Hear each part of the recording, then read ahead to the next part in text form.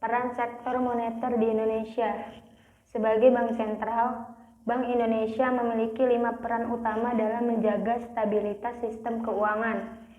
Yang pertama, Bank Indonesia memiliki tugas untuk menjaga stabilitas moneter antara lain melalui instrumen suku bunga dalam operasi pasar terbuka. Bank Indonesia dituntut untuk mampu menetapkan kebijakan moneter secara tepat dan berimbang. Hal ini mengingat gangguan stabilitas moneter memiliki dampak langsung terhadap berbagai aspek ekonomi. Kebijakan moneter melalui penerapan suku bunga yang terlalu ketat akan cenderung bersifat mematikan kegiatan ekonomi.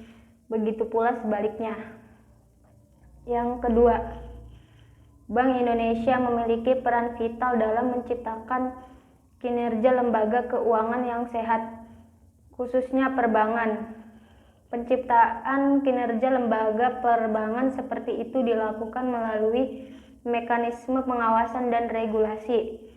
Seperti halnya di negara-negara lain, sektor perbankan memiliki pangsa yang dominan dalam sistem keuangan. Oleh sebab itu, kegagalan di sektor ini dapat menimbulkan ketidakstabilan keuangan dan mengganggu perekonomian. Untuk mencegah terjadinya kegagalan tersebut, sistem pengawasan dan kebijakan perbankan yang efektif haruslah ditegakkan. Yang ketiga, Bank Indonesia memiliki kewenangan untuk mengatur dan menjaga kelancaran sistem pembayaran. Bila terjadi gagal bayar, failure to settle pada salah satu peserta dalam sistem pembayaran, maka akan timbul risiko potensial yang cukup serius dan mengganggu kelancaran sistem pembayaran. Kegagalan tersebut dapat menimbulkan risiko yang bersifat menular, sehingga menimbulkan gangguan yang bersifat sistematik. Bank Indonesia mengembangkan mekanisme dan pengaturan untuk mengurangi risiko dalam sistem pembayaran yang cenderung semakin meningkat. Antara lain dengan menerapkan sistem pembayaran yang bersifat real time atau dikenal dengan nama sistem RTGS, yaitu Real Time Gross Settlement, yang dapat lebih meningkatkan keamanan dan kecepatan sistem pembayaran. Yang keempat, melalui fungsinya dalam riset dan pemantauan, Bank Indonesia dapat mengakses informasi-informasi yang dinilai mengancam stabilitas keuangan.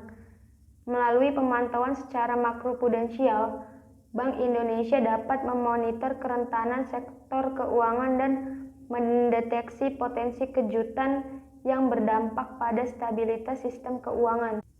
Dan yang kelima, Bank Indonesia memiliki fungsi sebagai jaring pengaman sistem keuangan melalui fungsi bank sentral sebagai lender of the last resort. Fungsi lender of the last resort merupakan peran tradisional Bank Indonesia sebagai bank sentral dalam mengelola krisis guna menghindari terjadinya ketidakstabilan sistem keuangan. Fungsi sebagai lender of the last resort mencakup penyediaan likuiditas pada kondisi normal maupun krisis. Fungsi ini hanya diberikan kepada bank yang menghadapi masalah likuiditas dan berpotensi memicu terjadinya krisis yang bersifat sistematik. Assalamualaikum warahmatullahi wabarakatuh. Perkenalkan, nama saya Abdul Rosid dari Fakultas Ekonomi Prodi Manajemen semester 4. Pada kesempatan kali ini, saya akan membahas tentang perkembangan uang primer dan uang beredar. Sebelum membahas perkembangan uang primer dan uang beredar, saya akan sedikit menjelaskan tentang apa itu uang primer dan apa itu uang beredar. Uang primer adalah inti dari proses penciptaan uang kartal maupun uang giral. Dan uang beredar adalah seluruh uang yang dipegang oleh masyarakat, baik berbentuk uang kartal maupun uang giral. Uang kartal yaitu uang yang beredar di masyarakat dalam bentuk uang kertas maupun uang logam. Uang giral sendiri yaitu seluruh saldo rekening giro ataupun rekening koran yang dimiliki oleh masyarakat yang tersimpan di bank swasta maupun bank negara. Perkembangan uang di Indonesia dari awal kemerdekaan. Pada awal kemerdekaan atau sekitar 1950-an, Indonesia memiliki nilai tukar rupiah yaitu 1,60 per dolar Amerika Serikat. Tetapi hanya dalam kurun waktu 10 tahun nilai tukar naik 1000% menjadi 90 per dolar Amerika Serikat pada Desember 1958. Dan kondisi itu semakin terus naik hingga pada saat ini Indonesia mengalami nilai tukar rupiah yaitu 14.000 sekian per dolar Amerika Serikat.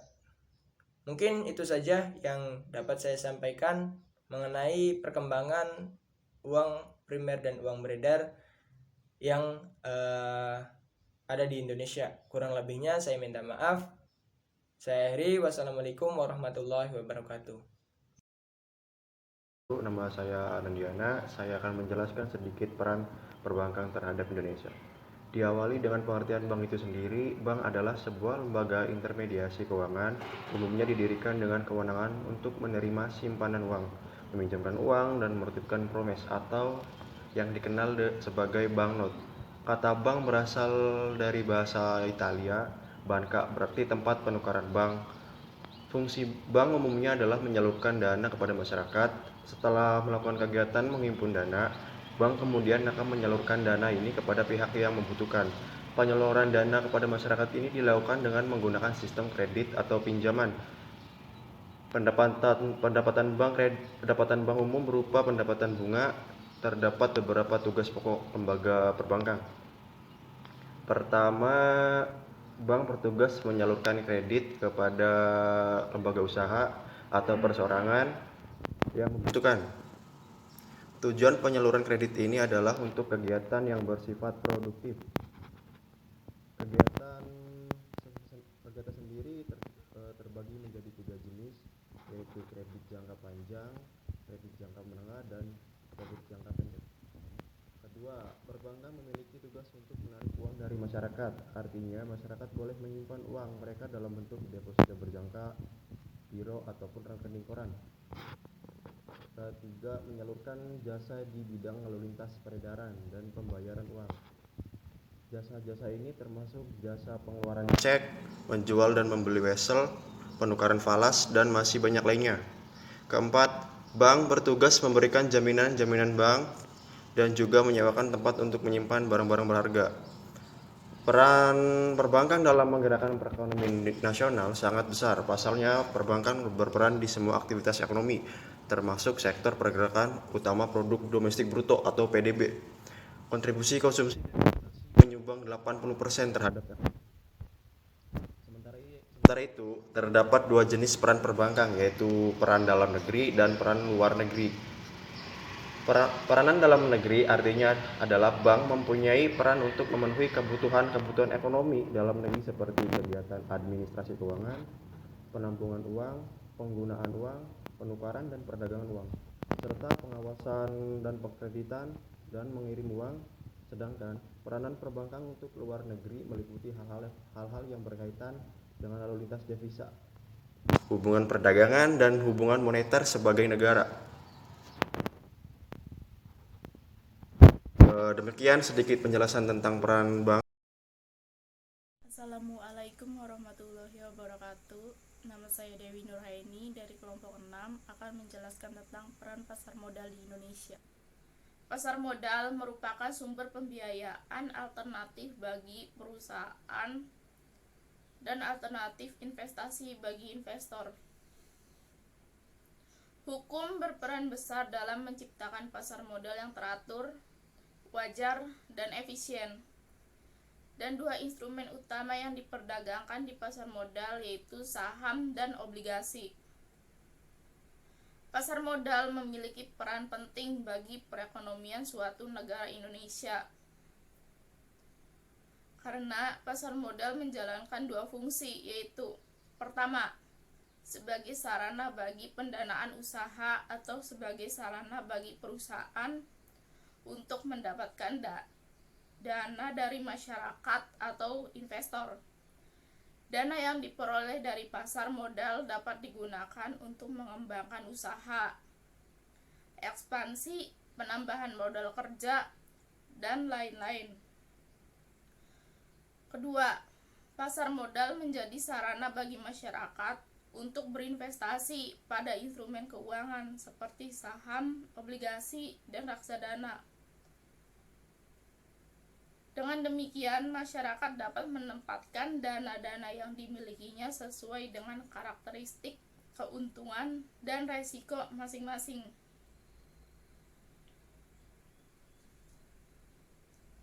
Memberikan fasilitas transaksi saham dan surat berharga lainnya yang diperdagangkan. Memberikan kesempatan pada investor, dalam hal ini masyarakat, untuk mendapat keuntungan. Pasar modal juga memberikan kesempatan kepada investor untuk menjual kembali surat berharga dan saham lainnya. Memberikan kesempatan aktivitas bisnis dalam memperoleh dana dari pihak lain dalam rangka ekspansi atau memperluas usaha.